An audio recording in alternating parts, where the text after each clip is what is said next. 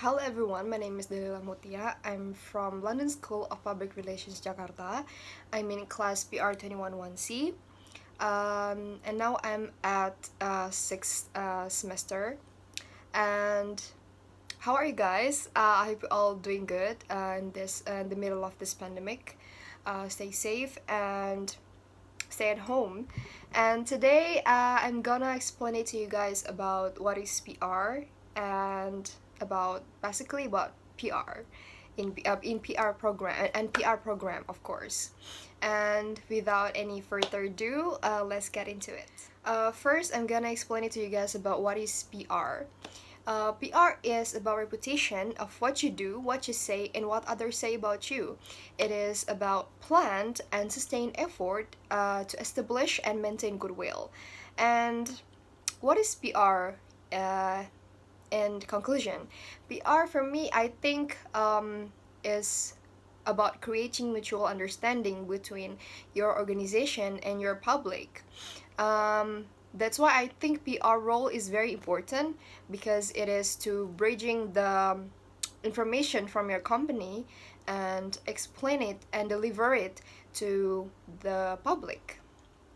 And the second thing I want to tell you guys is about PR role. Actually, PR has so many roles, but according to David M. Dozier and Glenn M. Broom, there are two dominant PR role. First is the communication technician, and the second is the communication manager. What is the communication technician? The communication technician means that PR is the one who involved in making the organizational decisions, but not really involved in the research. You know what I mean? PR is the one who implementing it. PR is the one who creating the press release, creates the web pages, design the web pages, and editing the house magazine. And the second is the communication manager. What is the communication manager means? I think communication manager means that PR role in general. I mean, PR is the one who controls the organization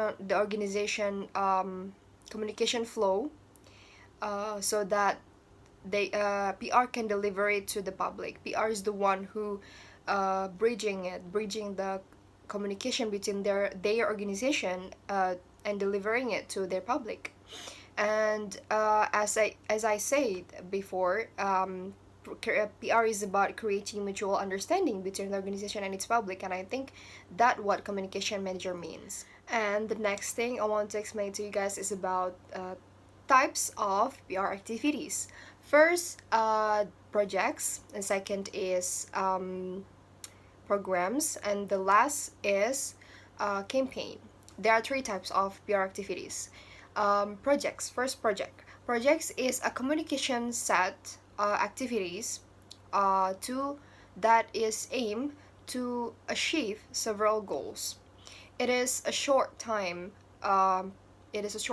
activities, for example, like press conference. And second is programs. Programs is also a communication set activities, a set of communication activities to achieve particular goals. But programs is set for a long-term projects, long-term activities. For example, like PR program to prevent the spreading of COVID-19 virus. And the last is campaign. Campaign is also a set of communication activities to achieve several goals, but for a particular issue, for certain issue. For example, I campaigned to ban the use of animal testing for several makeup products. And now I'm going to talk about an integrated communication. A lot of people say that PR and marketing are two different things. Yes, they are very different, but at some point, there are similarities between them. PR focuses on long-term communication between the organization and its public. Meanwhile, marketing communication is focused on how they're selling their products, on how to get the public's attention to, so that they're willing to try or buy the products. Believe it or not, marketing communication needs a PR help to promote their products so that the publics will interest to buy their products or services. Now I'm going to talk about the second material. It is about theory underpinning of PR. At first, I'm gonna explain it to you guys about several communication barriers. First is lost transmission, faulty translation, intention and poor retention, distrust, and the last is failure of communication due to lack of respect and distrust. And the second thing is there are 10 principles of communication. First is truth.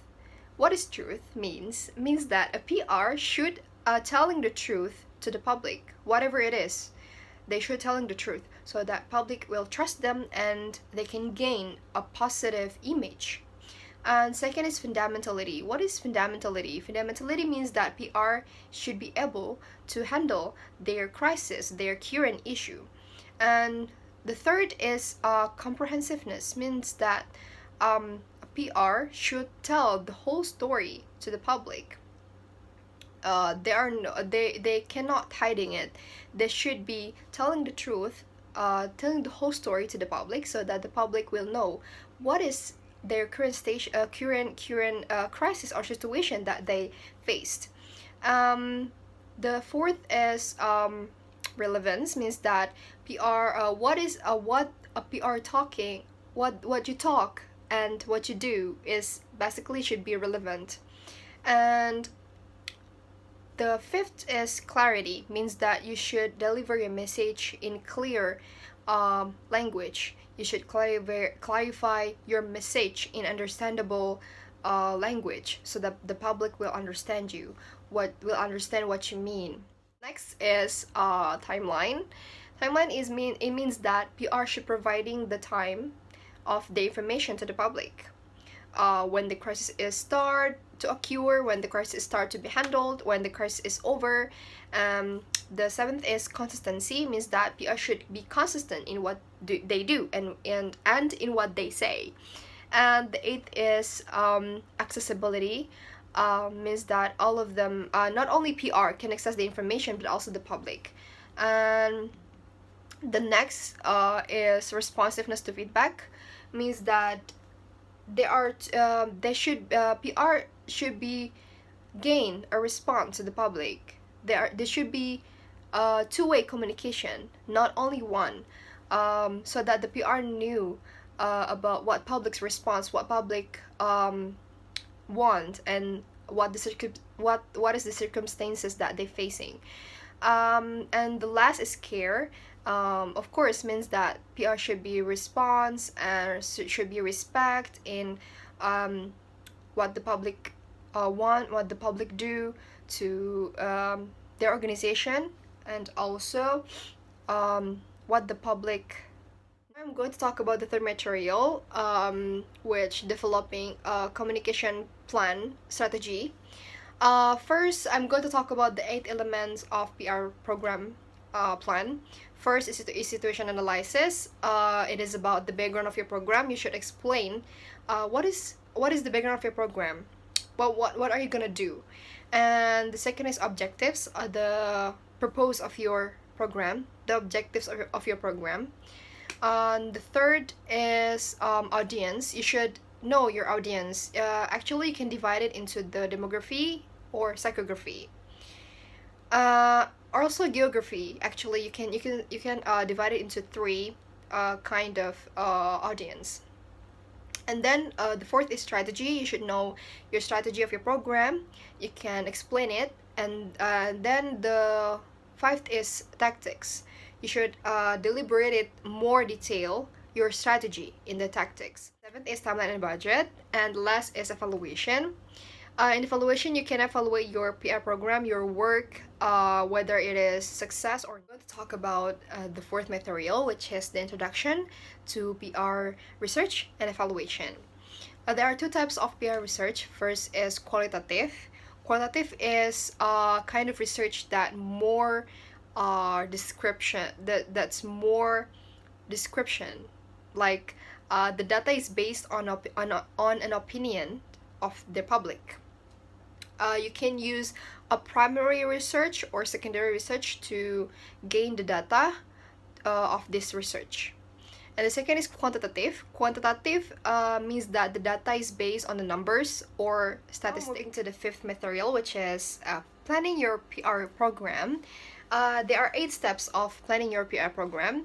As I said before, it is background, objectives, target audience, key message, strategy, tactics, timeline and budget, and the last is evaluation.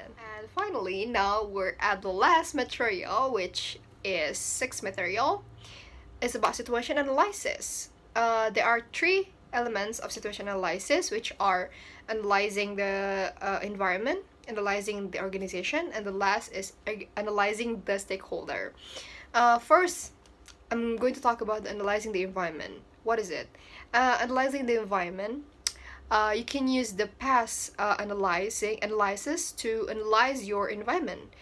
PAST, P-E-S-T, stands for political, economical, social, and technological. And second is analyzing your organization. You can use the SWOT analysis to analyze your organization. SWOT stands for strength, weaknesses, opportunities, and threats. Strength and weaknesses is usually used for internal uses. Meanwhile, the opportunities and threats is used for external uses.